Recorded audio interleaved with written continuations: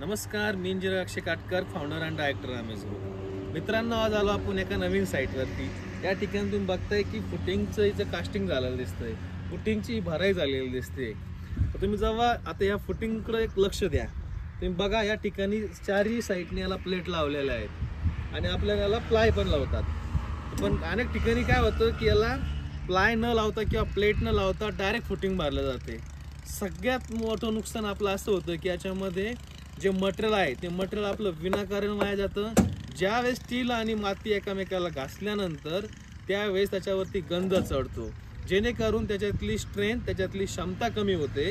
दुसरी गोष्ट, त्यानंतर की ज्यावेळेस तुमचं स्ट्रक्चर उभं राहिल्यानंतर, ज्यावेळेस पूर्ण घराचं बांधकाम झाल्यानंतर, त्यावेळेस तुमच्या घरातील भिंती ज्या पांढऱ्या कलरच्या होतात त्याचे पोपडे निघायला लागतात. कारण की ज्यावेळेस स्टीलचा आणि मातीचा संपर्क आल्यामुळे की तोपर्यंत ते पाणी वरती स्टील ओढून घेतं आणि जेणेकरून त्या बिल्डिंगला धोकाही होतो, जेणेकरून ती बिल्डिंग कमजोर राहते.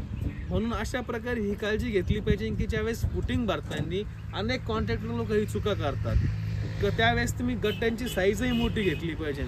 अनेकांना वाटतं की ती मटेरियलची कॉस्टिंग वाढते काय, पण तुम्ही विचार करा, जर हे लावल्यानंतर तुमचे किती प्रकारचे नुकसान होत आहे. तुमचं कॉन्क्रीटही वाया जातं आहे, तुमचं सिमेंटही वाया जातं आहे, तुमचं स्टील वाया जातं आहे. सगळ्याच गोष्टींचा तुमचा विनाकारण खर्च होतो आहे. म्हणून अशा प्रकारे फुटिंग तुम्ही भरली पाहिजे.